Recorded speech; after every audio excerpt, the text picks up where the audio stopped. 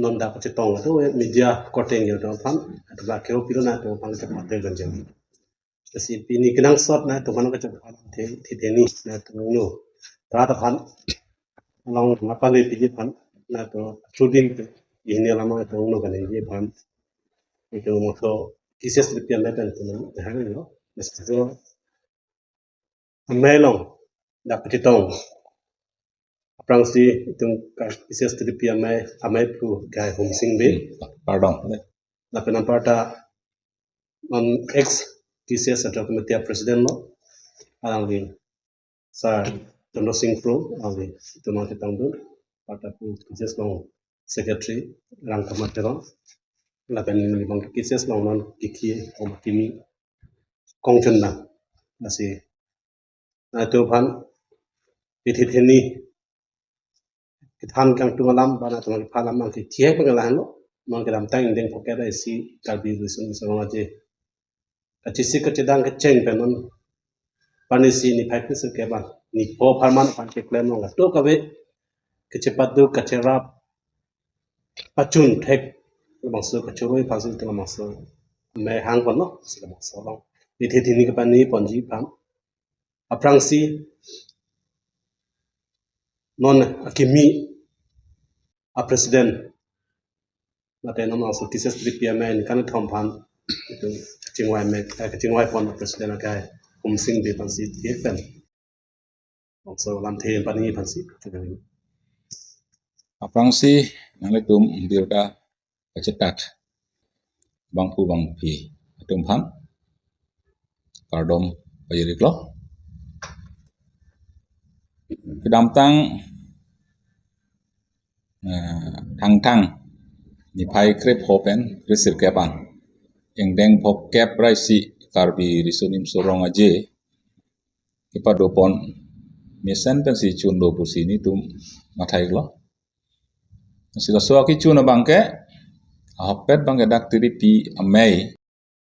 tum hala so pi amei pulang alang tonol singkro ke hai apa itu mah kong chun bang udah singrong pi alang itu masih dicari pon lang so festivalan bangke sini tum cerawun salon ini pan puthot non pugi minang pi pon ni lo pen aku tum kong chun bang ni top bi ini tum long na cerap tum pu rang kamar keron ban cenglok bang pi doan pan tame nilihin me tame churu payir lo ate anu tin ke klem ta cikeduk pon ikik lo si la so arong aje bangke mesen ben chun lo la pen ihin bangke ilitum reception committee pada tiri kama amei pu ake hai bida singing leng andi pu MLA la pen chun bang Richard Obi executive member Karbinang Autonomous Council pen aleng long cerap dun bang pu bang pi doan la pen subcommittee long convenor ben cenglok members atum doan panta ini tum tiri pia maya hinten long tum panta jorupon iglo apen api si bangke tum tim karbiak long kia pon abang ake hai Dr. Tuliram Terang chief executive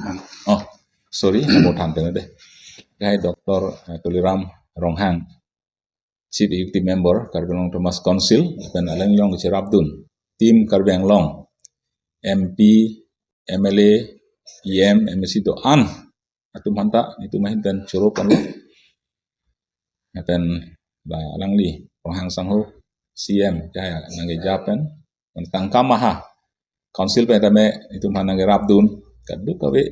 dan sini tu so arong aje ban mangga ni senten pacun pon ik long lo apen apisi bangke la sorong aje long kadu kawe hawar along pendang na cepate dun kadu we thong kebra ke thombak hawar me do kalau so hawar me tu yang si bang we puden dun so arong aje bangke lage misen kicun tu ke pune si along dum da cepadu pik kan sedak nang cepate dun lo karbiang lo menang tan same bisonat sareli pentawang Hujai Nogao pen mapu Umrongso Meghalaya Morigao Barak Valley Arunachal pen tanang lang dum ke bang musila kan tu kabe dak hawarat nai long ki ya bang pu bang pi la pen da mai pu la pen chun bang tum han antame ni tu mahin pen churu pon la penang par bang ke dak officers tum do rat det do kadu ka dak lon nang pidun ardi nang pidun dak nang kelang abang ta obe pute festival mangge misan ke chun lapu kali daji rasi dak misan napa chun dun alang tum alira chamna pidun na itang dun pot na kadu ka be officers doan sarpu riso yang doan ang tuma family tuma puriala members doan tum hatam itu mahinten churu pon lo lapen muning muni tame lason alira cham nang pidun bom ni pangsi itu mahinten chuning ri kontu le thot lo lapen ang par ni dolang dak jas department dolang kangsai ang tuma department tum chipaduk pik lo lang tum hada churu lo lapen mangke dak encore pun lalam githan I stage long poduk la long polong lam githan atum da chipaduk pon piksi tum misen pen so rong aje ge ipachun pon unlo pusining hello si kadu ke thon pa thot churu pon tholo hi sining gidu mangela kiyut sianing we kunat kopi pen son ya lam pen amat ni tum da ya da chin de pen amat da che bong asa su do kok sa api bir talong lo la pen la epi electricity agariba ihum me ke chaw la bang ke ning duk lo ni tum hin dan ta la son bang ke mo api da me ma yo ka riso tum riso mar do na me nang cuma thadu ni da ti phansi chunung ri lo athel so riso nim so rong aje ke la no no we kimia tu ma yudha tu ma phansi lo so rong aje lo tu ma kai sa rong aje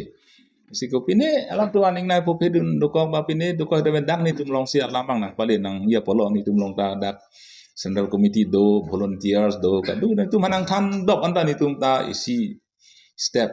deng dun thit long ya polo na si la hello ni tum ben asam ning du lo si mo phi bang la son non ki thulmi ariso tum bariso yang tum ans ta me dak la son bang nang asai lang no bang nang te mun de si nang chi rap du na bang si di meji hati bang itu ang tanun ke bang pan itu ko anma hospitality po hormu hadi mane kang hon bang pan treatment ko anma keme ili tu bang tan ke dam da bang da son do treatment nang piji yo la so ba itu chini si me si apa si nang tum han en churol si ho yo ai ko tom no mai pu kimilo om sing be la bang tu ma kimi hai tengro tobi dakteria maya bang kamar terun dan cenglo perang pia coating sira tu aprang sinalo tum katu ka pan ningkan kemi heri jumel dan jutang ke cengho ka domok jadi lo karno alam mang kala hello non hajong ni perang ilitum amei pu ang ton alam tan pono ba kongchon wang sada me pini la bang so perang kia mai kan nang ko alam the lang di hu de bachi selam mang halo ke cengsi banggen ili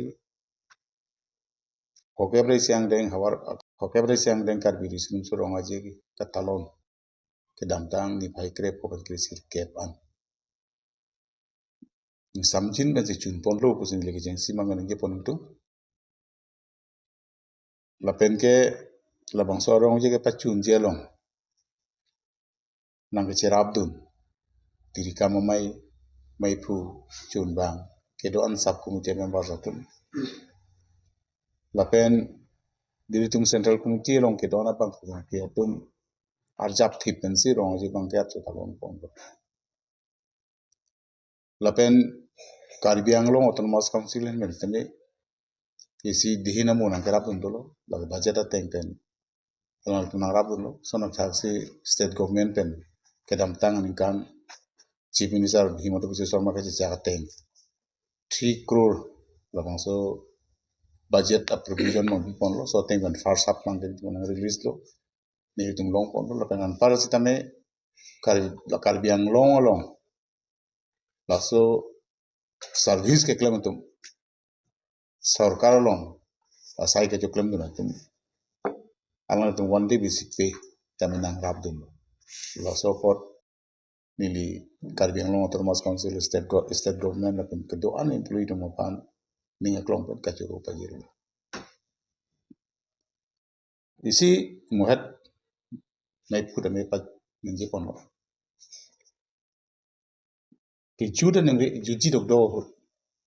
konar pen kopi koson lo ne ini asap so bang inin cereng dak bangsa sayang deng mana lero la bangkene lihin bangke condemn no in rem lo langsung la ke chokci matule nang chokle mesti la ke chokci la song bong ko ni ka chung du hang tung mangala halo thaglong lo no tum la festival nang lang no tum an rong yang ban chini hafta ga be samara tum ara ki hormu kirim ten nili tum mai phu kong chun bang kan ang chini na se ni tum na ke dam ju na chiri nang sa anang ding nang gali na anu sila ningkan kre pon ningkan kre trop ningkan ko lo arta ko samara tum ara ki hormu kirim ben cheng lo labang ke karbi youth festival po hancho kali kebang jelang karbiang long amasi feri da memang karpina lai karbi disinu sorong aja long chop tu kel kali da jila se hala bang ke litum jelang rap tet nanji takari cultural society karbi la meda mai ke do an kham phang song tum la penang litum pherang ke tumahin anstame la ke dak nang cerara pesila bang ke song rap tet nanji atela so generation tuma phan a future ng silang damlo pulte khe banjakan ting wanju gi bang gi tasma mega kor mudu tai lo mega al sup asmar do tai ko tasi itum apia po ben cheng lok akor te mo ki ben cheng lok la so pu thak bang yong si itum awareness isi ponte te pulo pulo tang te ke bang jilang abang ke ajat a program le klem ajat asang deng deng pon sita ilin khe phaning sia ke tikuk bang tetan ji le bang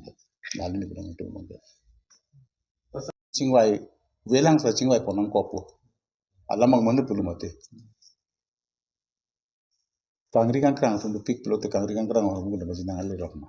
ada ni tu ni melam thaglong arjulong ni li mei pu hin ban bang ke hiti kula ta dambe sita ke ongdung hiti kula long haya ra ki or mu ke long bolang bang arjulong ba jile ni oi laklo ni denu jina lam ta ke ongdung an kan bang son bang ka be la se hala nanga chojor nanga cholang ka matha na ye polo la festival hut si hor chordun ben si pe hem che buchi ji bu kan ji mat ti sara nanga chojor nanga chong ta matha nai jenili tum tiri ama ye hin ke khang chot le ki chun ja sayang den gali le la ka anu tin akar biya tum si matha na ko hala nanga chojor nanga cholang do na tum ichi kula nanga biduna tum mata nang matha du nang ji la ichi kula nang bidun tum ta khor ke jordun nang ne ho khor du no mo pene pena ne doko polo pohala tum ta matha nang ji polo la se ke bang gi langar ni bang ke ichi kula nang ke biduna tum an sitala ara ki ho mu bang nang jordun de nang ji la bang se ni ke chunu di kantung itum kadu gawe ningkan sek ningkan jang pen karbi pusat kali karbi ang long long ke do an a kei ke chingru mak lam pinak lo lage sala ni thom ni pliang bong bang ke ching hon se roi li de mo ning ke chipa arong hala bang sin ke lang kang tung la bang sin lam nai bang sin ni chung ri bang ke dan porque everything in the banco orang aja kata lo ya pergi itu pergi ke pasar sih yang serba apa dia orang sekian orang seperti dia orang tidak kau pinang itu mereka di orang itu pinang itu mereka di jauh itu ani orang orang tidak bangla itu culture ada bang kape itu misalnya tidak cuma kau dia orang seperti itu kan kita ni sini kau orang tidak bangla lo dia kira mau marah tuh nampaknya servisar tu cuma mungkin ke festival lang nom itu dia orang seperti itu tidak paling itu itu lepas itu tak kira la sobra kudang waktu mangala handa la beding oi nang ne ko ning bang serong nang ko ate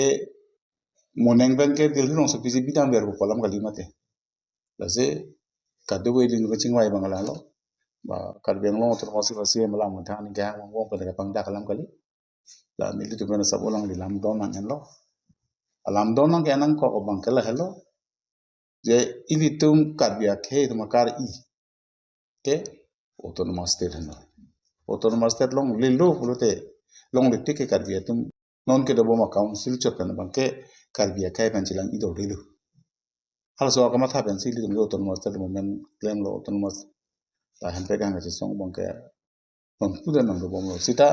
hempre ga song ma pasan chom krai jong jung se hang re ja ga se bini theglong lo la asong tin do hempre ke hang ta ame thang asong ban si dam chot Pini isia song ke hang long aku peka song tum dunda ka peka song tum ka peka song tum dunde. Sita ili tum je paklang lo nang. Tum makar biya ke tum je la po ando. Tum long jutang do jubat do porom do puthi do pindeng do sumpot do aron do akang do. Tan tum kar biya ke ke de da kai. Sini tum la haya porom puthi la haya jutang jubat la haya nim rokom la haya lam lam chong je pereng nang ji pulute. Itu man ke nang ji bang ke handbrake mate autonomous step lo. As article to the program implement pisarak noi pula so alam thepi pensi ronga je mangke dilfirong so pigi ponji si hala so longa bangke pini karbiang no autonomous council la keja ponji ta kali lo pini komane BJP ben la keja ponji ta kali congress man keja ponji ta kali komane ASDC CPML man keja ponji kali keja ponji bangke karbi cultural society karbi youth festival ben ja ponji karbiang lo ke do ana political party ke do an asong dengan panggung room ponji hadak le itu एकदम taramam dudluna halo salam titi gen ponse moneng ningkan si bangke handbrake aparman kapanom ponse rong aja bang talon ponji sila solong bangke ke kado ka bekar biang long rata kar biarat pon ngi chuni ngi la lo nang litum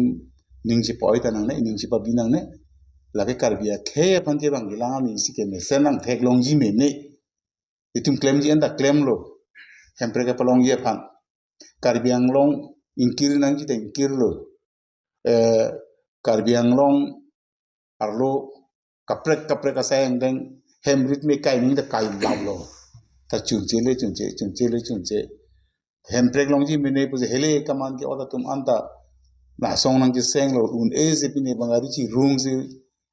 lang tumon samatora no man ko pien ta putak tak le putak tak kasira da isia bidi chi ripon thulo na kaduk ka veket do ana song chingrum pen dilhirong so pialong itu maju tang jubatan nang palang nun nang itu ma pindeng sumpot nang palang nun nang ili kar biak he itu ma ke chu ki jun ko pino nang palang nun nang kar biak he ke la hen lo jo pen kar biang long lo ko lan ala haya khai tum lo do la haya khai so tum ki chepar ngi pan ko tang te non ma kin ma ke nai bang ke itu ma ngi bang ke handbrake ma do to no sta lo har solam tipi gen ponje dilhirong so ponje pan ni tu besi wai kasi nili tum jung sa jitang di barsong ban make karbiang long autonomous council asli yang apa itu luram long pan la solam nang ci don dun der mang du ka churu su ka jitu lah